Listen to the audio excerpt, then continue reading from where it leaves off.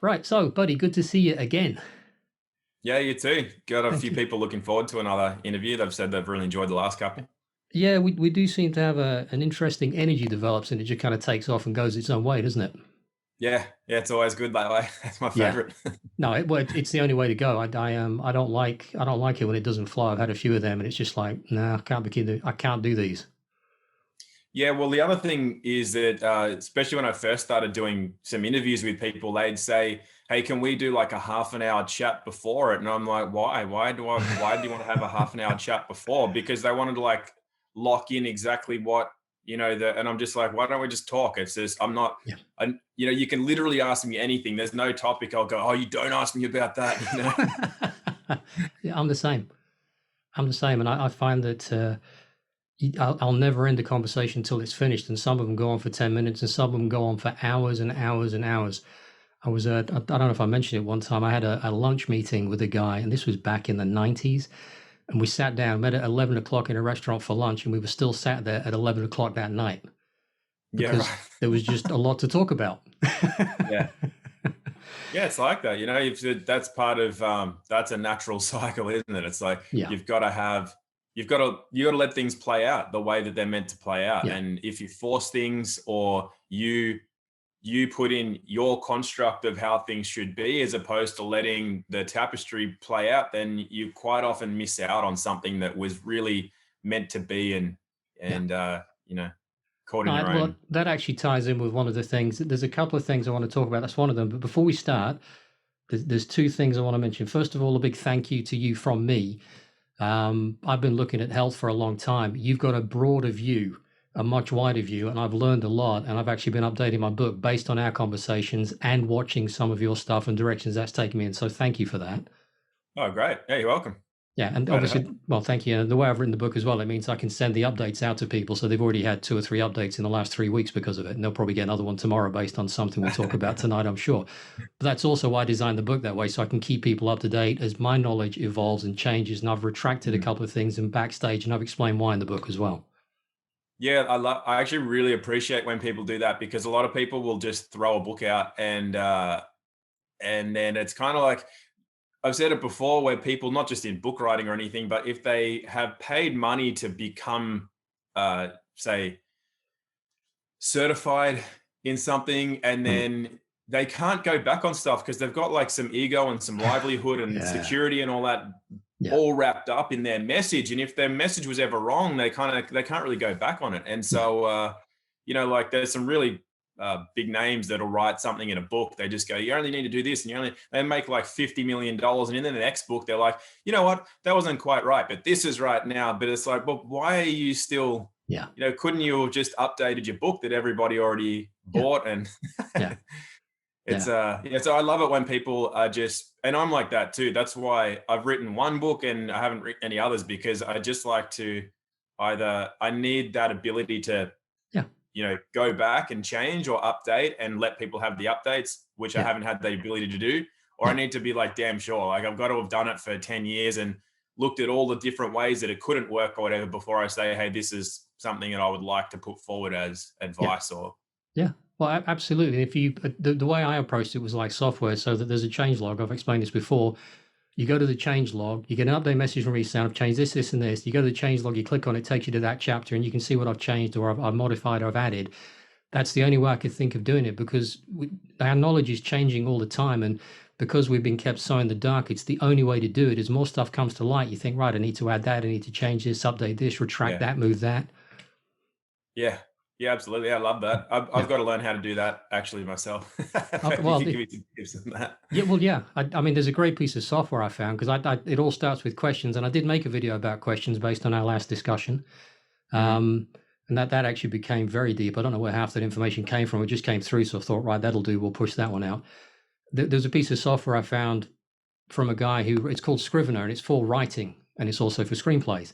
But it allows you to organize it into chapters, move them around. You can see if you're writing one subject and then you want to move on to something else, you can actually pull all the other bits where that chapter's linked to, so you can see them to make sure the Mm, story flows. And then it also great. exports it to Kindle, to EPUB, and also to PDF for you as well.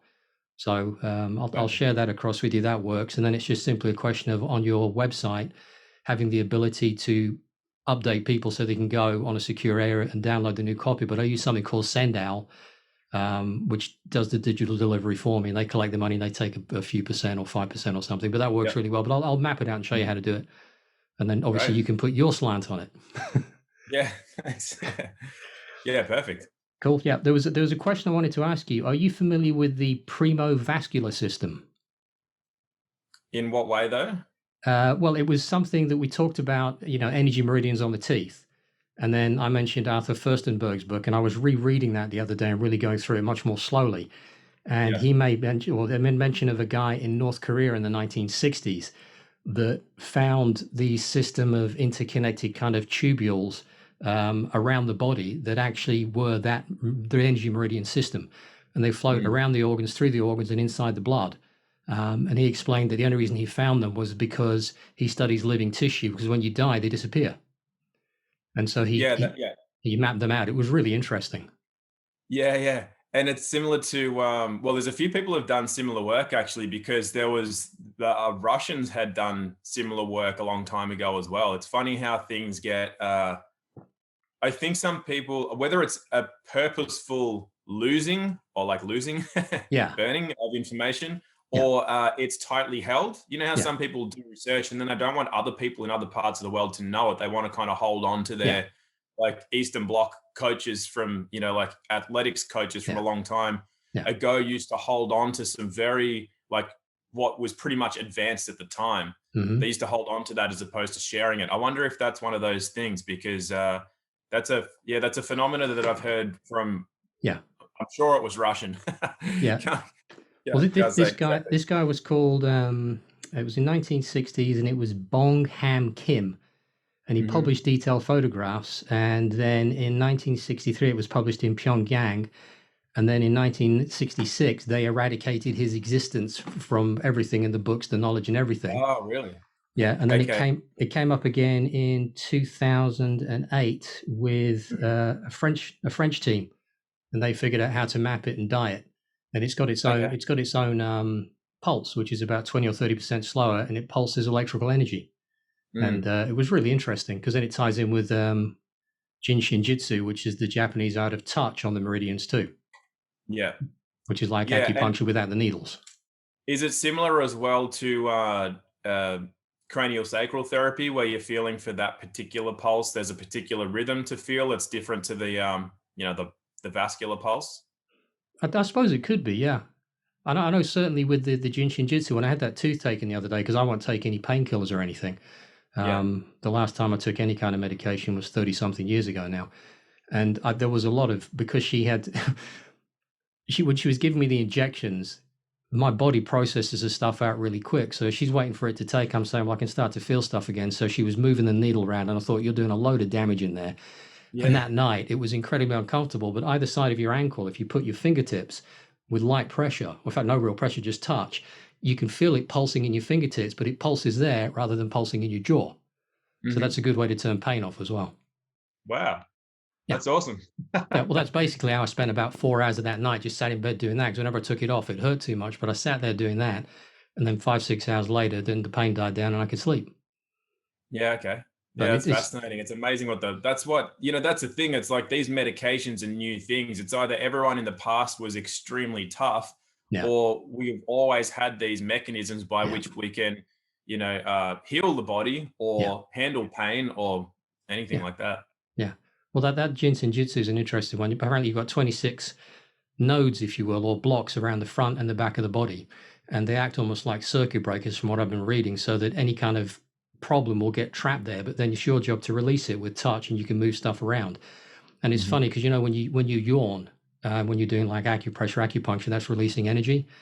And I've only picked this up from watching videos and reading some stuff online. It's funny because I was doing certain things and you end up sitting there yawning. There's all different things you do on your fingers and your hands. And I was doing some of I had a shower before I came down. And so I was sat in the shower doing that. But I do it to my cat and she starts yawning as well as I work my way down on her spine. It's really interesting. Yeah, right. Yeah. So You it's a know good what's way of doing funny? it.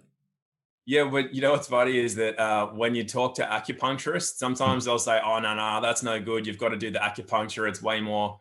They say because they're dealing with the fine point, and it's funny because I just say this because, 20 years ago when I was doing a lot of traditional martial art, karate and things like that, Mm. and then you get into some of these other, these art forms that are of the healing touch. Yeah. And even within that, there's like the ego of the discipline. Yeah. So then they'll say, no, you only have to do this. And then you talk to an acupuncturist, say, no, you can't, that doesn't work well enough. It's like, you have to be super pinpoint precise with Yeah. and that's when I started learning a lot about the fact that everything really has its healing power. Yeah. But if you listen to too many people, then they'll start telling you that one is the best or the best way, or the other Yeah. ways aren't as good. And I was seeing that in the styles of karate that I did too. I'm thinking it's not the style of karate, it's the guy doing it. Mhm. But everybody within the styles will go, no, that style's not as good as our style. Our style's the best. And they're like, no, but our style. And then you go, well, isn't that the same as religions? It's like, no, they're not right. Our God's right. And so I got to learn at an early age, I think, that was the way where the human ego holds on to a certain status, or they attach it to their art or their craft. And then, so I got to see that early. But yeah, I don't know why I brought that up. I think it was just because when the way you're speaking, it's like, it's just so true, and everything has it's how you do it. It's not, you know what I mean? It's just that I think a lot of people do, as they're learning, they kind of get caught up in what might be the best modality, or, whatever. And it's really, everything has its place, and it's more how you apply it as well, I think, is the more important thing. Well, that's right, and that actually is going to tie into another subject I want to talk to you about later on, which is timing. But you're right. I think what people do is that we've been so conditioned that it's either got to be this or that.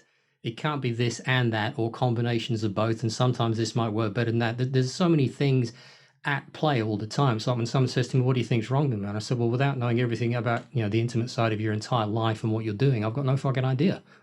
Yeah. Yeah. So I can't get a diagnosis book out. All I can do is ask you a bunch of questions, and then you'll know what's wrong with you. Yeah. Right. That's right. And because Question. a lot of people, you probably get it as well. They ask on maybe a YouTube comment or something, and they'll ask how to fix something particularly. And it's kind of like, but I don't know, because I don't know. Yeah. You need to know a lot more than just, Yeah. I have this, what's the answer? Yeah. Because you can't really get the answer just from that. It's more of you kind of need to know a lot more about what's going on. Yeah. Well, I built a when I did the video about questions, one of the questions I had, because people started asking me, "Do you do consultation work?" And I'd never done that before. This is quite recent. I said, "Well, I mean, if you want, I'll look at it with you." I said, "But I'm not taking any responsibility. You have to be responsible for you. All I can do is give you some ideas about how I might approach that problem."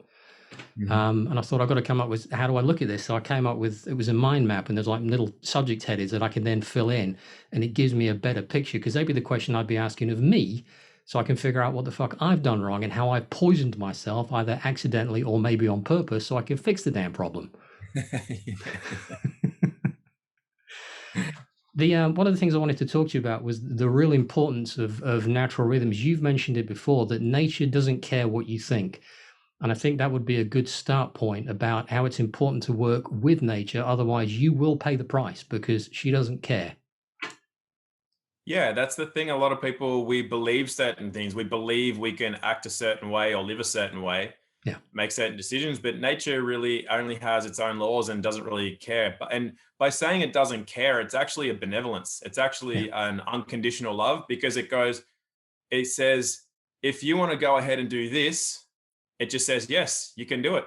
Or if you want to end your own life, you can do it. Anything you want to do, it says yes. Because as soon as you say no to something, you set a condition. Yeah. So unconditional love, really, as far as I can tell, can only say yes. And so nature lets you do things, but it doesn't just let you get away with it. So that's the beauty. It's not like a rigid thing that says you must, or confining you to a prison cell sort of thing. Yeah. It allows you to do anything, but it just certainly has consequences. So it allows you to believe anything you want to believe and buy into certain thought process or anything at all. But then it always comes back to its own set of it regulates it, essentially. So, which I think is a beautiful thing, because the more in touch and in harmony with nature that we become, I've seen it across the board in anyone that's ever achieved a greater connection to nature. It's the most it brings the most happiness, the most contentment, the most wealth, like inner wealth. Yeah. It just brings the most harmony, and nothing external can really compare to that. No. So in every case, I've seen it's been an absolutely marvelous thing to actually Yeah. have more of that harmony, and on a big scale too. Like some people are completely tapped into it, and then other people are only like a little bit connected, but it doesn't seem to matter. It's like anywhere on that continuum is a positive. Yeah. It's just positive for life. Yeah. No, I'd agree 100%. And it was a funny thing for me because I was definitely part of the machine world for a very long time. I was flying all over the place. I was, driving around in stupid cars, doing things, chasing the money all the time. And I wasn't really that connected to everything outside. And it was only when certain events happened that it really forced my reconnection. At that point, I thought, what have I been doing? Because when you have that to me is everything. It's like walking yesterday. It was chucking it down with rain. It's freezing cold here. And yet walking through the woods and constantly saying, right, I'm now going to brush my hands on all the trees I can touch for the next hour and a half. And it was just a great walk. It was really interesting because some of the trees I'd stop and think, well, that feels different. And you'd end up spending a couple of minutes there communing with the tree and just relaxing into it before you move on. Yeah, and well, have you found some examples then of nature? Uh, when I say when I first said nature doesn't care what you believe, I think I just said that in that first virus video where if Hmm. you can believe that there's no difference between organic or supermarket food, or Hmm. that you can just medicate yourself, take flu shots every year, like believe in all these things. But then if nature doesn't care what you believe, and the result of that is that you can get very, very sick and or die Hmm. from those beliefs. Well, Um, I think beliefs are a so problem, Tom. I think really we yeah, should be talking about knowing, because the belief thing is a trap, and that's how they trap you. So, well, do you not believe in COVID? Well, absolutely not, because I know it doesn't exist. And yeah, that there's a differentiation there that they want you to believe stuff, whereas if you actually go quiet and go inside, you know what's right, you know what's wrong, and you know what you feel. mhm, yeah. I think it's I forget who. It's like one of the Chinese, well, not even Chinese. It's one of the masters of something, and he says that beliefs are all beliefs are a form of ignorance. Yeah. And like you just said, it's because if you believe something, you don't know it. Yep. So if you ask somebody who's very tapped into their self, and Mm. you said, "Do you believe in God?" They'll say, "No, I don't believe in God. I know God." Yeah.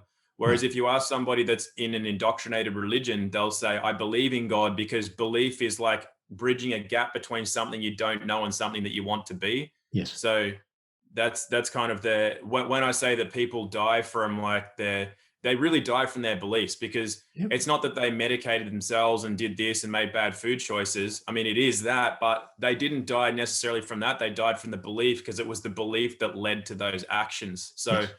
to me, they died from the beliefs. Yeah. And yeah, so I've made a point of, not doing that, not forming beliefs myself, because I only want to know or I don't know. And That's right. then anything in between, I'm not going to form a belief, because I don't need that false security of a belief. I would rather have the absolute internal, just, it's a resonance, it's a knowing. I'd Yeah. much rather have that, and then swim around in unknowing until I can find a knowing. I don't really need that false security of a belief in the interim. No, I think you described that well. I'm not sure it's a false security. I think it's a trap that feels like security. When I start to say, Yeah. well, if I catch myself saying I believe this, then I start to get a little concerned because I'm thinking, all right, I'm now in the danger territory where all the sharks and the other things that I shouldn't be swimming with are. Yeah, totally. I think that's a much better way to put it. And Yeah. so from that as well, what I was going to ask is that was the way I put the belief Yeah. and nature not caring about what you believe. But have you found the other side? So that's the negative side where you can die from your beliefs. But have you got experience of the other side, which would be that like a knowing of nature, essentially, like the way you described walking through, the woods and touching your hands on the trees and things. I guess I'm not really formulating the question well, but the question is based around: is there uh, have you found the positive side of nature not caring what you believe, as opposed to dying from a belief? Yeah. There's the flip side of that, which is kind of what you were talking about when you were getting in touch with nature. Like, is it showing? Have you had the experience of it being the positive side of that? I don't really understand the question other than the fact that I know that I trust my feelings implicitly. because when I didn't used to trust my feelings implicitly, I used to get into terrible trouble because I'd be living up here and I'd be telling myself rational lies as I rationalize things to myself. Mhm. And for me, this whole thing really started. I was having a terrible time. I was stressed out of my head. And all I could think of doing was driving to the nearest river, rolling my trousers up, taking my shoes off, and standing in the river for about half an hour till I felt better, even though I didn't really have the connection. And it was when I stood there and I suddenly realized that all the knowledge and all the information was there to support me. And it just felt like it was washing everything away. And from that day to this, whenever I feel any kind of stress, which isn't that often anymore, the support for me has always been there, just to disappear and go and do my thing for a few hours or a few days, even sometimes. Mm. And I know that a lot of people said to me, well, how can you go and sleep in the woods on your own? I said, well, what do you think's going to happen? Well, and they always go on about lions and tigers and bears, for Christ's sake. And I'm like, just go out there. I've been woken up by sheep walking under that hammock tent thing I showed you. A family of badgers woke me up one night, but there's all mesh on one side so you can see down. It's just a magical thing just to have that connection and be there where you belong, being part of what you came from, because we're created from the minerals and the vitamins and the plants in the earth, and we go back to being that. So why wouldn't you be there being supported by it? It's not there to hurt you, despite what you're told by the system.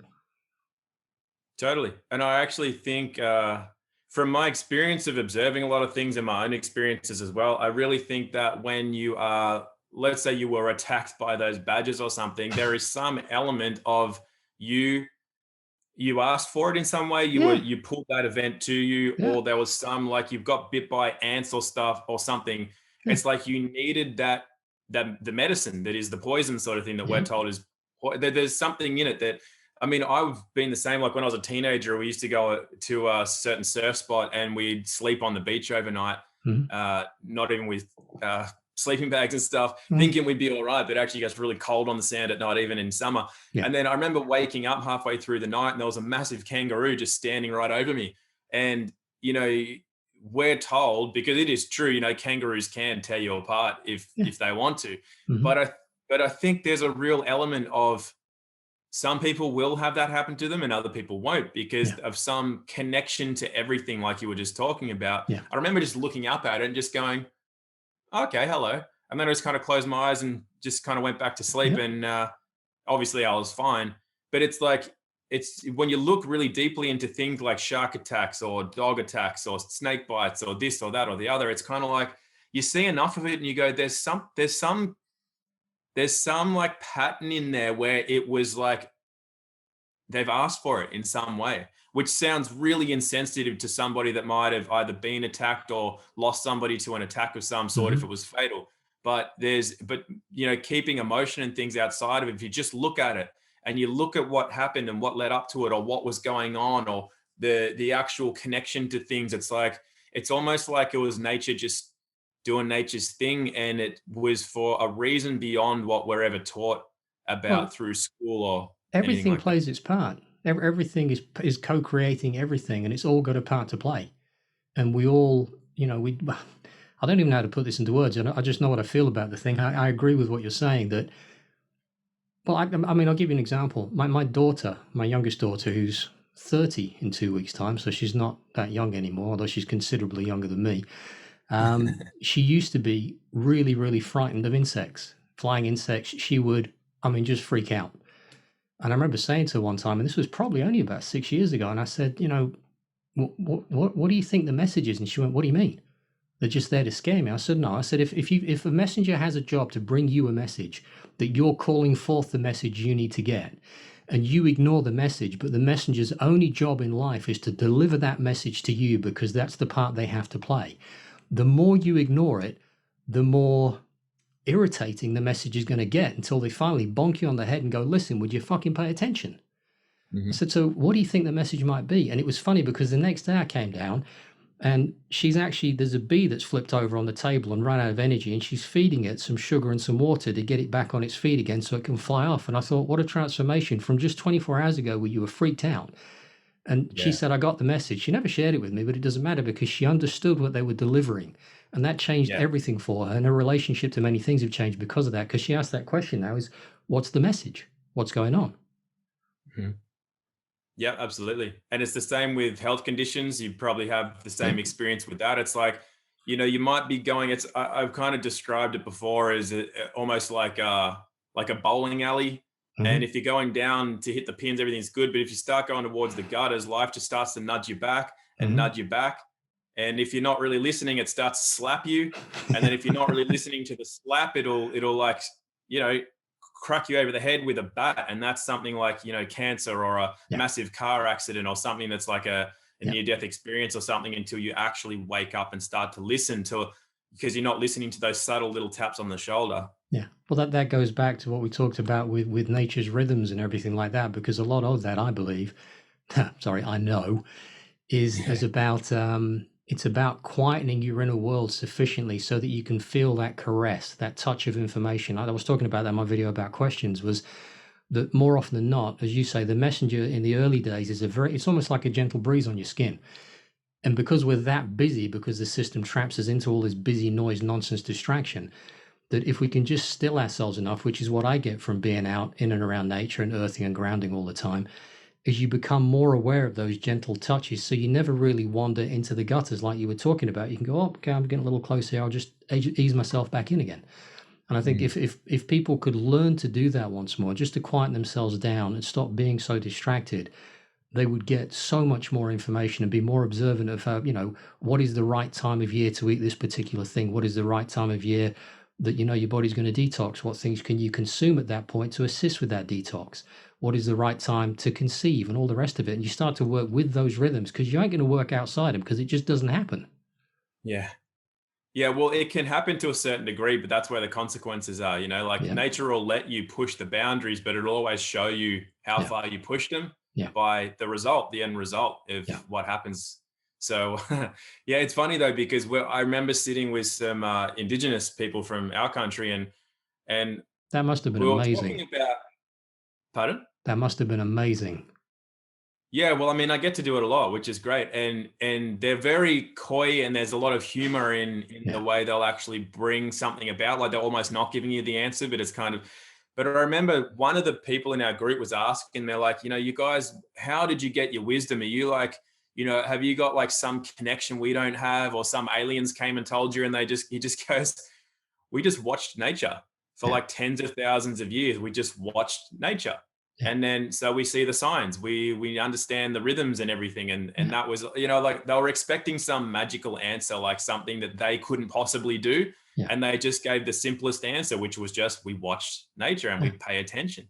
Well, the other thing I'm sure they do, and this is something I talked about in an interview I did yesterday, I think it was, that it, people are so hooked up with, you've got to watch this expert and this expert and this expert. And that, I mean, that's a trap, because for me, and you'll have heard this, an X is a has been and a spurt is a drip under pressure, right? Yeah. So you don't want to be paying attention to these experts, but your average man and woman, the indigenous people, they share knowledge, they tell stories, and that's how they pass the wisdom on. And I think there's tremendous validity, because some of the most profound lessons I've had in my life have come from people that you would not expect to know anything, but they've learned something, and by observing them and speaking with them and listening to their stories, it's like, whoa, that's amazing. And it's that telling of stories that I think would be useful to get back to with people as well, and sharing it, man to man, like the conversations you and I have. I pick up, there's so much more, not just in the words, but there's all sorts of other information going back and forth as well, which is actually why I have trouble sleeping afterwards, because I'm lying there going, well, that was interesting, and this and that and this and that. And Yeah. Yeah, I'm lucky doing it in the morning, but I get the yeah, same thing. yeah, It's like it's anytime you have an interaction that's like this, it's you do glean more than just the words, like you say. yeah, And it's no secret that for society, the way that it's structured, and then the stories are kind of all held in things like Disney and whatever. And it's all very well designed to get people into a certain way of feeling and thinking. And it's yeah, not the same as the old ways of storytelling, which, like you said, if we can get back to more of the old style, the yeah, ways that we would tell story. yeah. In our culture here, they call it the dreaming or the Hmm. dream time. That's how they tell their stories, the indigenous people here. Mm. And it's very profound. But when we're kids, we learn about the dream time, but it's painted as a way that's like it couldn't possibly be anything real. So therefore, you've got to listen to your teachers and read the books and learn Yeah, how rain really comes. Rain yeah, really comes from evaporation, condensation, gravity, this, that, and the other. It's got nothing to do with the dream time. That's their stories. But we came along and we made things better. So we grow up thinking that it's just dream time. It's just stories. They don't really understand anything because we have science and we know. And then later in life, after you run into a lot of problems and science doesn't help you, you just kind of go, hang on, maybe they were onto something. And then you start looking into their stuff and their dream time and their stories. And you go, well, that explains everything. Yeah. No, absolutely right. Yeah. Yeah, I did mention about school and being a trap when I was talking in my video about questions, because that really got me thinking about that. Yeah. One of the things I wanted to talk to you about as well, which ties in with that, is time and timing. Because for me, timing is everything. Time doesn't exist. I haven't worn a watch in 30. Funny, it's a lot of things happened 30 years ago. That's when I ditched the watch as well, because it's just a control mechanism. And I get uncomfortable even watching programs where they're on like time limits to do stuff, because it just crushes creativity. Because you can't say, well, I have to create this in that time frame. It doesn't work. Same with discussions. You know, it's the timing is magical if you get it right, and it's very destructive if you get it wrong. Yeah. Yeah, it's like it's that whole missing. I think, correct me if I'm wrong, but the original meaning of sin, like when the Bible talks of sin, sin actually means to miss, Mm. like to miss the opportunity, which is kind of the timing as well. Yeah. I think that's the original meaning of sin, and it's really like that. There's so many times where we will miss the actual timing. It's like there's events that are all pulled, and it's got to this point, and that's where we're supposed to Yeah. create the magic from, or have the realization or whatever. And when we miss it, it's kind of like it's gone. And then it's like we have to work harder for it to get to that thing, where if we get the timing right, it's almost like completely effortless, like the flow state, or however you would like to describe that. No, I think you bang on with that, and it's definitely that. And if you could take less worry about time, I don't really pay much attention to it, although it's useful, you know, for like timing you and I having this discussion. But the moment you're in the discussion, there is no set end point. It will end when the discussion reaches a point where you think, right, we can stop now. Yeah. You know, and that approaching, because you know, my girlfriend says, "What time you be finished?" I'm like, I don't know when I'm done. When's that? Don't know. I'll be done when I'm done. And sometimes it's dead quick, and other times it drags on and on. And I'm also, you know, when I start things, I have to be very mindful, because I get quite obsessive about things and I get into it, and then time just disappears for me and I don't think about it. I look up and I think, where's the last 5 hours gone? But it's about stepping into that place where time doesn't mean anything. And then you can get so much done, because as you say, you're in that flow state, the information's coming down, it's going back out, and you're just moving, and everything just falls into place just at the right time. Never too soon, never too late. It's just perfect. Unless you try and force it, then it all falls apart. Yeah, that's right. And when somebody says, like, if somebody's doing a piece of art or making some meal, like that's not just, that's really, they're putting themselves into it. And you go, when will it be finished? And they say, when it's finished. Yeah. It's like, it's finished when it's finished. There's no like there's nothing else to it other than it's finished when it's finished. Yeah. And for me, I remember being a kid, and you just completely, you'd be out for hours and hours, but you just have no track of time, and you're just in some other, you're in a flow state. And then, like, I admit that at the moment I don't have that as often, because I am going too much by a clock, because, you know, like we have to start this at a certain time. Otherwise we'd never line up to start the chat. And then I've got to do this call at this time, and then this consult at this time, and then this at this time. And I have an awareness of it though. So it doesn't consume me, but I still have to live at the moment too much like that. Whereas if we were living more of the natural way, and we were just within our tribe, we'd all be helping each other, but we would be like doing this, and then we would doink, and we come together, and that's the time to do the call or the consult or something. And then we'd be doing this, and someone else, donk, you'd come together. That's the time to have a discussion, as opposed to, hey, on Thursday next week at 9 o'clock, we'll do this. Yes. You know, it's not the natural way. Yeah. But it still has value. So in what we're doing, it has its purpose and value, but it's not actually the natural way, is it? Because the natural way is, we're in a tribe. We're not supposed to talk to somebody on the other side of the world through a digital medium. There's an element that's not holding the complete natural force or cycle within it. And everyone knows that. It's like you just run into somebody. You're like, oh, I can't believe I ran into you. How fortuitous. What a serendipitous meeting this was. And that's when that real magic is there. So everybody has that experience. And that is exactly how we're supposed to be biologically. For the way the brain works, we're not meant to live in any 50 to 150 people max is kind of like the way we're wired to really gel. Yeah. Usually around 50 to 80 is the ideal number, Mm-hmm. 150 max. Beyond that, we can't really have cohesive and harmonious tribes in numbers greater than that. But what do we have in society? Millions and millions of people governed by like one leader, and they can never ever fulfill that role because they can never, it's an impossibility to actually properly manage or please or support all of those people. And that's the system is designed not to work. Whereas if you got back to the more natural systems, natural numbers of people, forgetting watches and clocks, it's just we live within sunrise to sunset, it's nighttime, that's when this happens. And then as we bump into each other during the day, that's when these sorts of things would come out in their natural ways. Yeah, well, you're absolutely right, and that leads into the next thing. Then, is that moving forwards?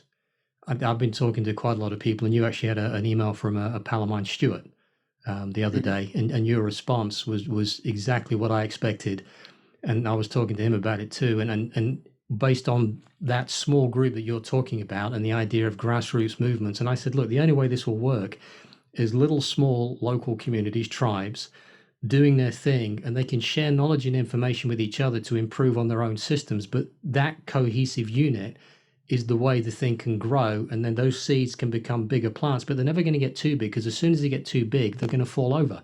They have to be maintained as small units, and if they'll do that and share knowledge, then that's how your body works. That's how everything works in nature.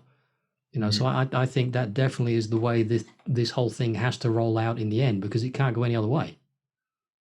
Yeah, and I also think the technology is a bit of a trap. You know how you say beliefs are a trap? I think the technology is a trap, because the more we're going, hey, look, I've got a phone and I can hey, I can call you on it's like, or I can Google something. But I think the more you rely on that, the less you are tapped into the actual source of way more of the information that you can get. I think it's like when we were in smaller units, there's so much documented evidence and stories and everything of people in different regions at the exact same time getting the same message, like figuring out how to make a wheel or figuring out how to do this or make that. 100th So it was monkey? coming from, pardon? Was it the 100th monkey?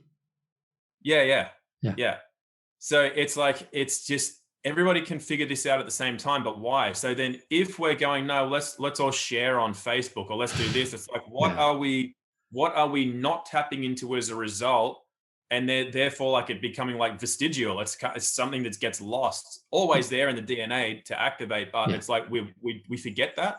And I think that's a big trap. I really think the technology is a trap, because people say, well, the solution is this, and the solution is AI, and the solution is this because it can do all this connecting. And it's like, well, it can, but should it? Because can't we just do that anyway? Is that not part of our makeup as a human being? We have all of these abilities, and are we just going to forget all of that because then technology does it for us? Well, I believe that's exactly where they're trying to take this. And I think it is absolutely a trap, because the idea of plugging yourself into a very limited mainframe system, because that's all it is, would then deny you access to all of the knowledge throughout creation, which is what we are part of and what we are connected to, and what life is expressing through us as well. So why would you want to cut yourself off from that? The answers are inside and out and through.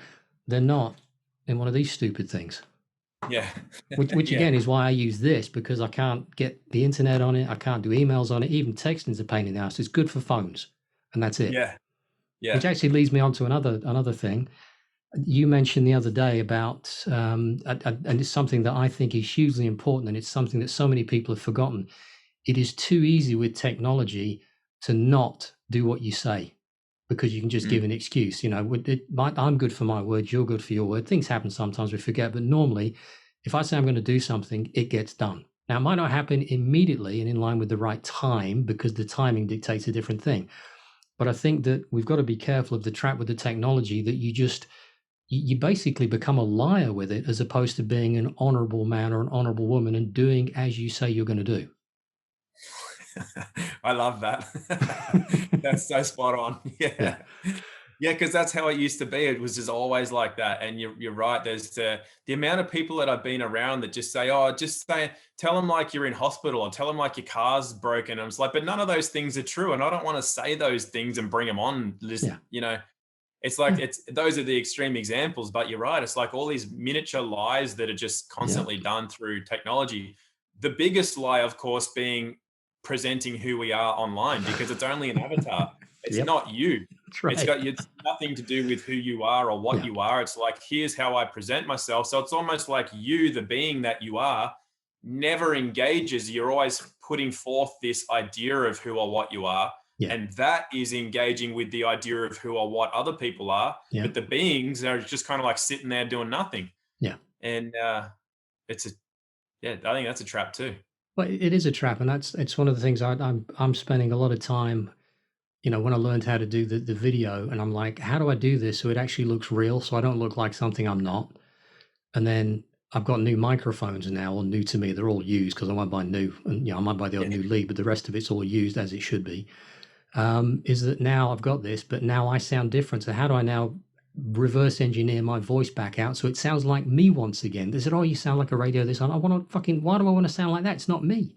What is this obsession with presenting what you're not to a world that Yeah. doesn't give a shit anyway?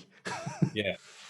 Yeah, that's right. Nobody really cares. I mean, the amount of people that I know that, because I've done a lot of, I used to do a lot of, physical training and that sort of thing for Yeah, people that are in the public spotlight. Let's just say they're either yeah, athletes or they're like models or whatever. And the yeah, amount of people that present a certain lifestyle on their social media, yeah, and it's absolutely nothing like what their actual lifestyle is yeah, like, to the degree where they're actually really not happy. They're always depressed. They're always this and that and the other. They're not actually healthy. They've got all these gut problems and whatever, yeah, but they're promoting products and ideals and programs and things that are actually the source of their problems, but making it sound like they have the greatest life. And if other people just buy it off them or whatever, yeah, it's or follow them, like they get gratification in the number of people that will follow them and things like that. And it's really it's very at odds with the reality yeah, of what life is. yeah.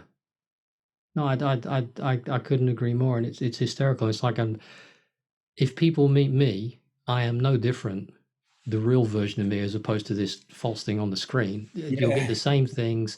I swear more, Yeah. but that's it, really. Why would I be any different? I mean, Jesus Christ, you'd have to have a memory like an unbelievable thing, because thousands and thousands of people are now watching it. I'm like, if you want to meet me, come find me, and I'll be exactly the same with you. There's no difference. Yeah. And this, because I've noticed this a lot with certain like personalities, whether celebrities or just personalities, and they present a certain way, Yeah, and then you get them one on one, and they're almost like vapid. It's kind of like, mm, where is the human there? Where is yeah, the aliveness? It's just yeah, they when they're not presenting this, hey, look at me, I'm this guy, and I do this, and I say these, and then they get to you one on one, and they're like, oh yeah, mate, oh nice to meet you, and it's not like they're just. It's not like they're famous enough that they're trying to just avoid, like, you're wasting my time. That's not it at all. It's mm, really the fact that they don't have uh there's something completely not there. There's yeah, no aliveness there. And when you're like, okay, let's connect properly, not yeah, let's project something that's not us. yeah, And it's really common. It's but then this is the good thing, is when you come across those that aren't like that, like they are literally the same in person, you're like, wow, that's like really, really powerful. And it's mm, happened to me with a couple of musicians that are really famous, mm, and they're so just present with you, yeah, and you just go, well, that's special, because I've met so many others that just like there's nothing there unless they're projecting on stage. It's like they're this thing that doesn't have life, hmm, but they project life into a camera or onto an audience, but without the camera or the audience, they're just like they're literally nothing. yeah. No, that makes perfect sense. It makes a lot of sense. It's a funny thing. I was talking to someone yesterday, and he was saying, where do you want to take your channel and stuff? And I said, I don't want to take it anywhere. I want to stop doing it. I said, when people have got the message, and I mean, my view is simple. I want everyone to think for themselves and feel for themselves and work their way through this for themselves. I do not want people looking at what I'm doing, what anyone else is doing, and saying, oh, you've got the answers. We haven't. We've got the answers for us. We have our own wisdom. All we're all really trying to do, I believe, is to share that wisdom back so that you can put yourself back on your path again and find your way forwards sometimes by looking over your shoulder, like the Fibonacci numbers, where you look one back to see what's coming next. But to do that and then get the trust in your own self again, so that we can go back to our lives. Because I don't, long term, I can't see a future in doing this, because people have to think and look for themselves. They don't need all this other stuff when they find their way again. It's about, you just take your stuff back, get your toys, read your books, crack about your business, and you'll be fine. I'm going off to do my gardening again, or go surfing, or go walking, or go hiking, or biking, or whatever.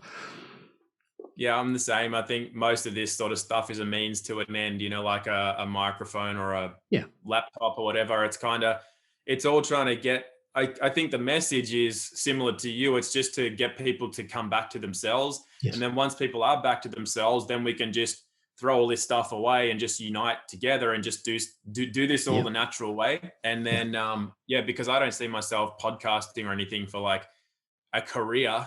It's just kind of like I've fallen into this as something that's a necessary step, but I just see it as a step. It's to lead to somewhere where people are going, okay, let's get back to nature. Let's get back to tribe. Let's get back to, the natural ways and understanding why we're really here.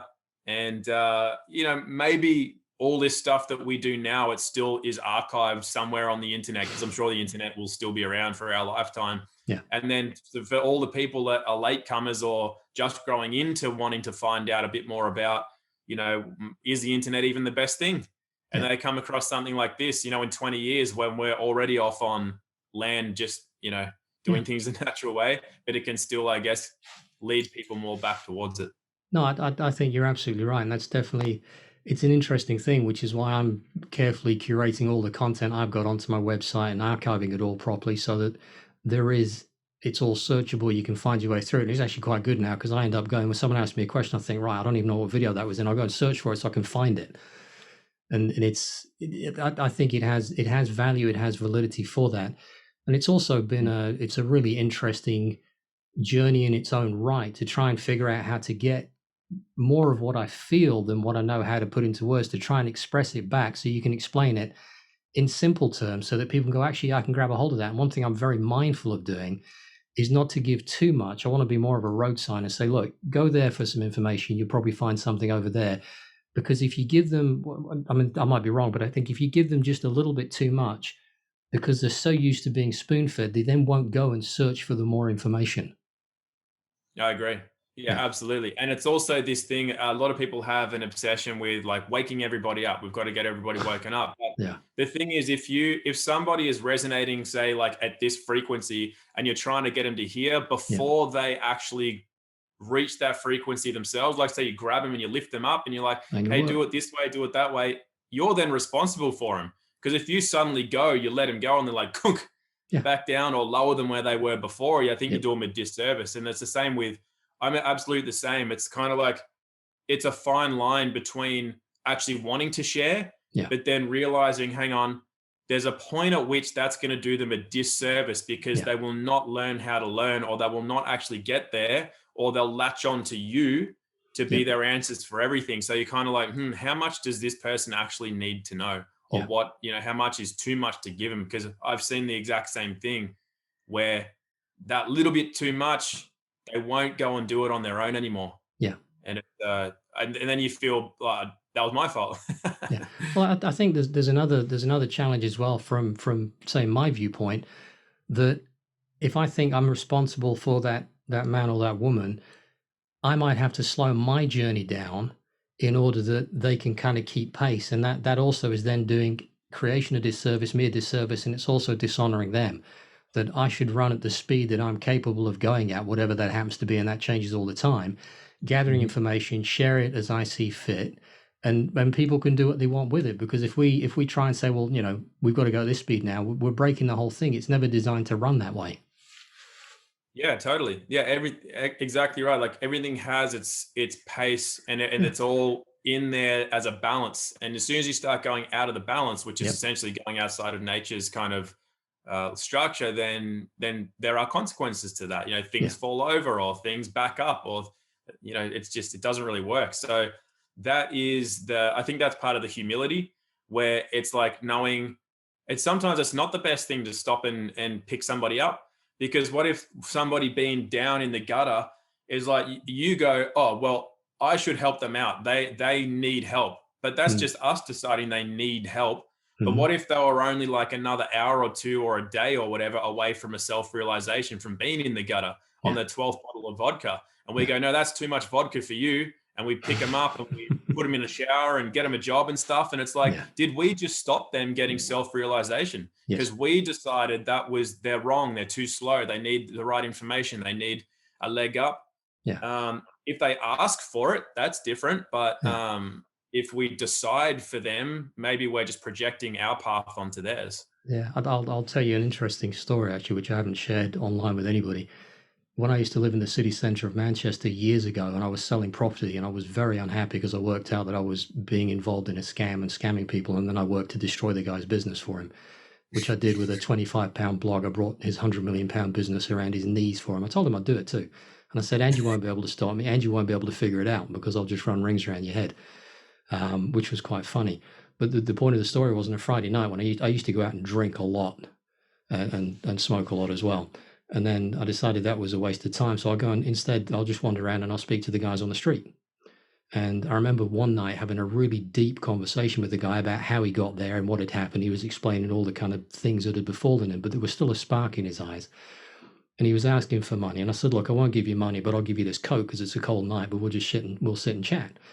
And we had a really good chat. And I said, you didn't just land here. You didn't wake up one day, fall out the sky, hit the deck under that fucking doorway, and that's your life. I said, something happened. And if you can backtrack to the point it happened, you can probably find your way back out of this, but only you can do that. But I believe you can do it because you seem like, you're an honorable man. You seem like you're not being stupid. And it was funny because we must talk for maybe 2 hours. And I gave him the coat and walked home in the rain on my own, but I felt better for doing it. And about 2 years later, I was in a takeaway and I was getting some food, and a guy behind me who I didn't recognize said, I'll pay for that. I said, why would you do that? And he said, you don't remember me, do you? And I went, no. And obviously he was smartly dressed and stuff. And I went, I've got no idea who you are. And he said, you spoke to me in a doorway 2.5, 3 years ago when I was really down on my luck. And he said, you got me thinking. And he said, I'm back in a relationship now. I've got a reasonable job. I live in a house. And he said, it's all down to you. And I said, no. You did that. I gave you some ideas and I asked you some questions, but you put yourself back on your path. I said, but I don't want your money. I said, what I want you to do is find someone else and you pay it forwards to them the same way I did it to you. And that's what you have to do. And we ended up having a really nice chat. And and that's happened 2 or 3 times in my life. It's interesting. If you'll just take a moment to do it, drop a pebble and then wander off and see what happens. Yeah, that's beautiful. That's Yeah. amazing. Yeah. No, it was interesting. It's a better way than Yeah. getting pissed on a Friday night anyway. So Yeah. Yeah, I think it's also there's still some value obviously that you gained from that as well. Like he Oh God, obviously yeah. got a lot of value from that, but for you there was a lot of value in it as well. Well, I think everything's a gift, Tom, because every conversation, I was saying to someone before, I said, look, every interaction I have with everybody brings sunlight into my life, either when they join the conversation or when they bugger off out of it. But either way, the sun comes. So, but when it comes down to it, yeah, because because everything's a reflection. When you are expressing yourself to the person that's kind enough to be reflecting your energy back to you whilst they're doing it like you're doing with me right now and I'm doing with you, we are hearing what we're saying, and what we're saying has very much the same level of validity back. It certainly does in my experience. So these discussions are great because I learn and grow from the stuff that's also coming not out of my mouth, but through my mouth. It's coming down and through. Because sometimes I have these conversations, I sit there and go, I've got no idea where that came from, but it sounded interesting. And so I pay attention. What I've started doing as well is I watch these videos when I'm doing the editing and stuff, and I think, I don't recall that. It was really interesting for me. Yeah. Yeah, because it's like come from somewhere else. Yeah. It's just on that, when you said I mean, I'm the same, like the amount of times that I get very into my own world. Yeah. And then when I am actually out and I have a conversation with somebody in the street, I just go, well, that's really enlivening to me because even if we didn't talk about much, I do always glean something from an experience with somebody. And one of the things I've noticed though is because I have a tendency to just, if somebody's saying something that's not right, I have a tendency to just hang on, there's something comes up. And when I've got what I came to the realization of though was that when somebody actually, because I called them on it and they said, well, actually, I'm not trying to tell you what it is. I'm actually just trying to speak stuff out so that I can understand it better myself. And I was Yeah. like, oh, okay. Yeah. Well, that makes a lot of sense. Yeah. No, And I I think some people are doing that. well, I think, and that comes back to what we're talking about before with the tribe and the conversations where you bump in and you clarify knowledge by explaining it. And I think one of the things that a lot of us have gone into a kind of a bad habit or fall into a trap with is because we've been so conditioned at school that you don't say anything in case you get shouted at or told off for being stupid, even when you're not, that we Mhm. forget that a lot of this is clarification. Like I said at the beginning, I glean a lot and I'm making modifications to things based on your experience. And you said you're picking up stuff from me, which is the way it should be. And Yeah. those conversations are hugely powerful. Yeah, they are. And I also think, though, in a way, from a couple of experiences like that, uh, I think I've said with you on one of our other interviews, is that we generally, as humans, we have a tendency towards lying to ourselves all of the time. And then Yeah. as we lie to ourselves, that comes out into the world as I was saying about before, the avatar kind of a thing, that Hmm. fakeness. And then, so if we just, I think, sometimes phrase things differently, like, and even for ourselves, because one of the core causes of stress in a human is the need to be right. If we Yeah. lose that need, we're suddenly so much less stressed, and Yeah. there's less conflict between people as well, because we're not butting beliefs together or anything like that. So instead of Right. saying something like, you should only eat this way because it's better, or it's inhumane, or it's this or it's that, and but instead of saying that, you say, you know what, for me, eating this way just makes me feel that this is how I prefer Yeah. to eat for these reasons. And then you're not projecting it onto somebody else, and all of a sudden there's no conflict because there's no beliefs going against each Yeah. other. Yeah. I mean, you already know that. I just mean, for people listening, I think Hmm. it's a key point, and it's something that I've learned to do as well, where I don't, especially if you're talking about touchy subjects like vaccines or whatever. Hmm. Like in this kind of conversation, I'm happy to say, look, they're never safe, they're never effective, there's no point to them, Hmm. but whatever, make just big statements like that. But if I'm discussing it with somebody who it's their emotions are invested in it, their beliefs are invested in Yeah. it, I'm a lot more gentle, and I'll Yeah. say things like, look, personally, I don't take vaccines because of these reasons. I don't say vaccines are bad, they're evil, they're this and that, because Hmm. now I'm just saying something or projecting something onto them as a Hmm. knowing or a belief or Yeah. whatever it is. Yeah. And so they'll hear it a lot better, and we can communicate a lot better if we're not Hmm. saying what the other person should do. We just say what makes us feel, what's right to us, I Yeah. guess, instead. Well, yeah, but see, what you're doing then is something. When you go to court and they say, "Do you swear to tell the truth, the whole truth, nothing but the truth, so help you God?" and you say yes, you're immediately branded a liar because you don't know the truth. You only know your Yeah, truth. And yeah. what we should be doing with each other is saying, "Look, I don't know what the truth is, but I'll tell you how I see things from my view." And I was mentioning this in an interview yesterday that everyone's view, because it's unique to them and their experience is unique to them, it's valid. And it's something that if we shared more with each other and took that, because you might go, God, I never realized that. I had no idea. And it's something blindingly obvious when you hear it, but at the time it's revelational because you think, where did that come from?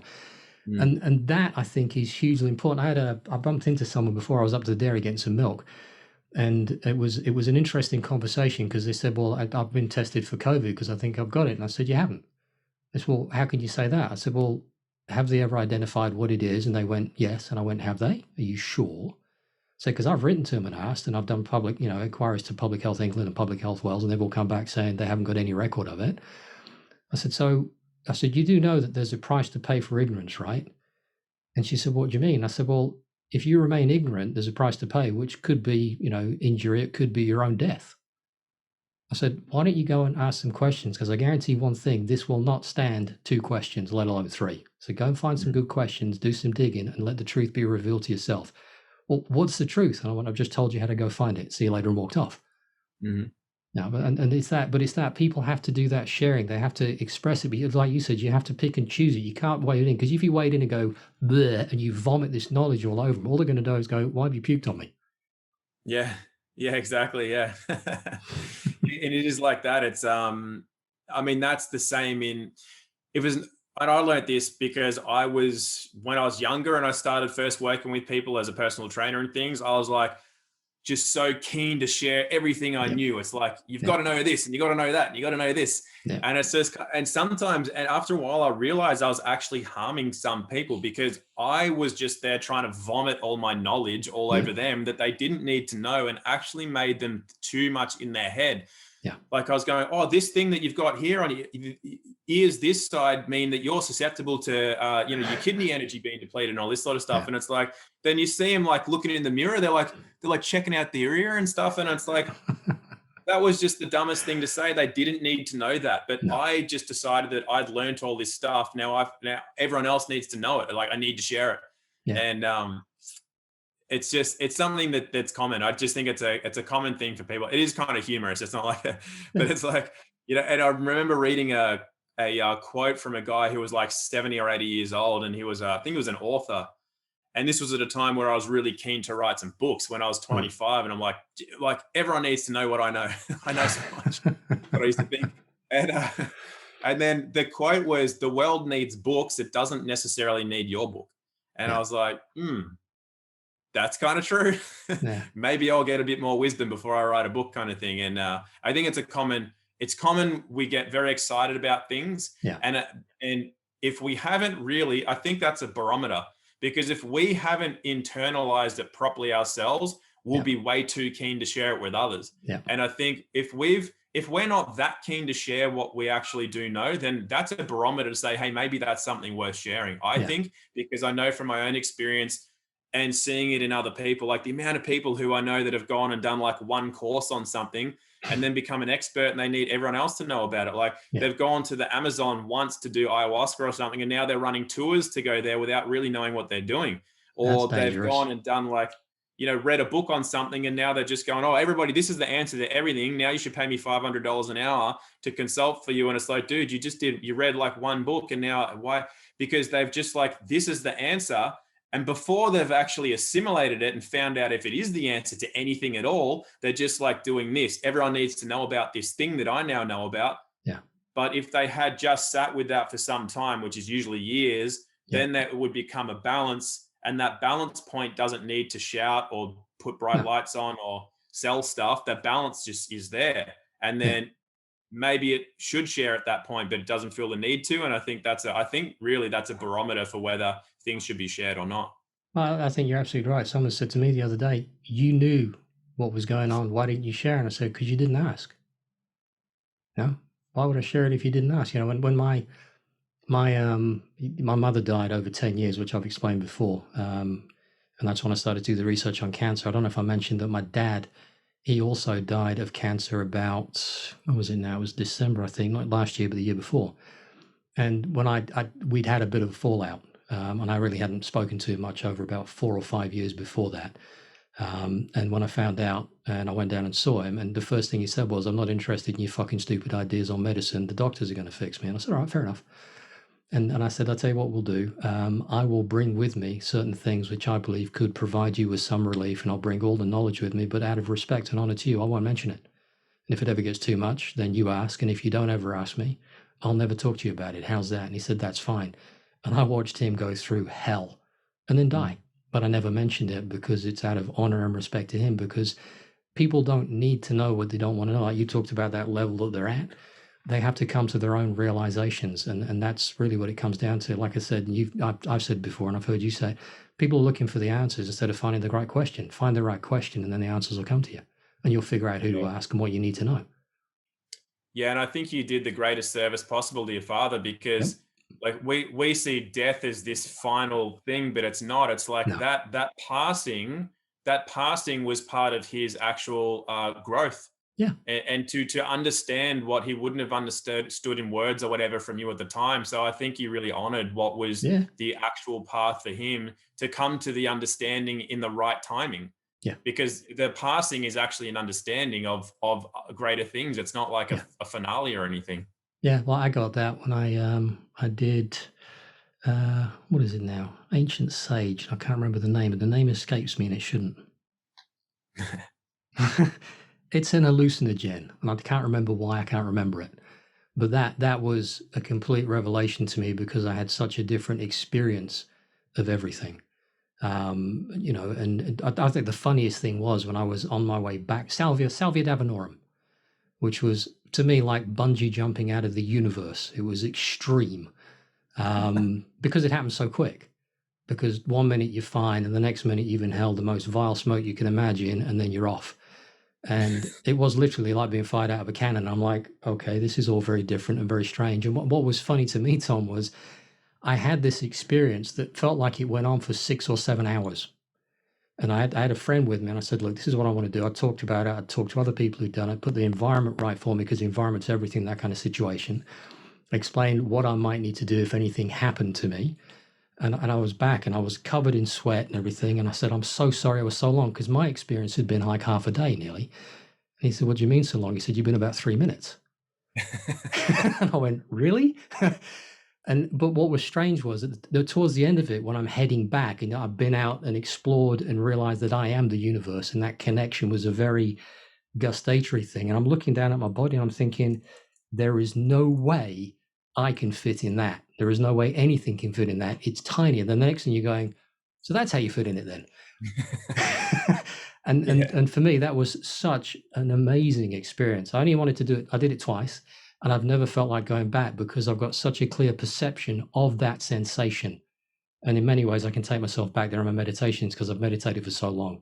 So you remember the pathways back. And that's one of the other things, not to get too dependent on things that can take you on those journeys, because you don't have to. Once you've been there a couple of times, your body and your mind and your soul remembers the way. All they're doing is saying, look, it's through that door there. You just forgotten there's a door there. Someone said that pretty much the exact same thing the other day to me, because they were telling me about their experiences with various plant medicines and things. And they said, they said, have you ever done any? And I said, no, I haven't, because I've experienced a lot of things just on my own, and I don't want to take something that is not necessarily, because I think the way to everything is in, not like something you take from outside. And he said, yeah, but that's not it. He said the same thing. He said, it's to show you what's like, for a lot of people, they might not actually know what's there in the first place. Yeah. So without knowing that there's something to reach, how would they know the way there? Yes. So they said what it does is it opens that door. Yeah. And then he said, he was talking about a lot of these experiences he's had, and he said, I have no inclination to want to touch that substance, whichever one it was called again, some form of DMT. Yeah. And he said it for exactly that reason. People shouldn't use it as like to get high or as a crutch. Like, I do it every week so I can get back to that place. He said he's done it, and now he doesn't feel called at all. Yeah. Even if there was people there in a circle who all had it and offered it, he'd say, no, thank you. Yeah, I'd be the same. And for the reason you said. Yeah, that's right. Well, when you know, and that's it. What you don't need to know more of the same shit. You already know it. You can't get more. Well, I mean, you can get more knowing, but like behind me, it's black. All right, it's not going to be anything else. Doesn't matter how long I look at it. It's going to be black. Actually, unless I dick around with some controls and I can make it other colors. But is there anything else that you would like to add, share, talk about? No, I think. No, I mean, it's always, like we've spoken about, I always get a lot out of just having these chats myself. Likewise. Yeah, I think there's a real element, I think, that we've been, an underlying theme I think we've been speaking about a lot throughout our chats, which is that whole thing of coming back to the self. Yes. There's a lot of people and I think it's great, when people comment, hey, look, we got a lot out of this conversation. I think it's great. It does give me a sense of like, I'm glad I did that. I think it's something gives me value to know that somebody else got value. But at the same time, it's like you and I don't have the answers to things. No. It's great that people listen, but it's also I think it's important to let people realize that life isn't about going from like listening to this podcast, reading that book, doing this, because they can help. But don't go too far into relying on these things. And we need people to speak at this time because of all the, the nonsense going on. But we just need people getting self-knowing about who they are, what's really going on. That's just an individual journey. It doesn't really matter how many people are out kind of, speaking and writing things and whatever, because it does help. It has its place. It does. I'm not saying people shouldn't do it, because if people weren't talking like this, then maybe the regime would be further along than it actually is. So it definitely has its place, but it's not the answer. It's just something that's playing a role. but the actual answer or the realization or the knowing can only come from the individual. So I just encourage people, as you would too, Adrian, to spend more time, tapping into or spending time in nature, observing themselves and getting things that way, and not relying so much on the technology and all the things, the mediums that we have in this day and age where information is presented, because information is anything. Cows have 4 legs. My blanket's made out of cotton. Like, that's information, but what good is that? Yeah. It's like noise. Yeah. Information is not knowledge or wisdom or power or anything. No. It's just like, yeah. No, I agree 100% with everything you said, that the answers are in each and every one, but they're their answers. All these discussions serve to do, apart from the fact that I get a lot from them as well, as I know you do. And it's all part of that, and people can and we can all embrace that and enjoy that. But when it comes down to it, not you, Tom, but the other people out there listening to this, you have a responsibility to honor yourself and find your own questions, and then find your own answers that you can then share with your tribe and your family and those that you care about. And that's how this will get resolved. It won't get resolved outside of you. The answers are all inside. You define the questions, you'll start to find the answers. Absolutely. Yeah. Well said. Awesome. Right. Brother, that was, again, amazing. Greatly enjoyed. I will get it all put together, edited up, and I wish you an amazing day. Great. Thanks. Nice to talk to you, Adrian. All right. Take care of yourself, bro. Bye. Bye-bye, mate.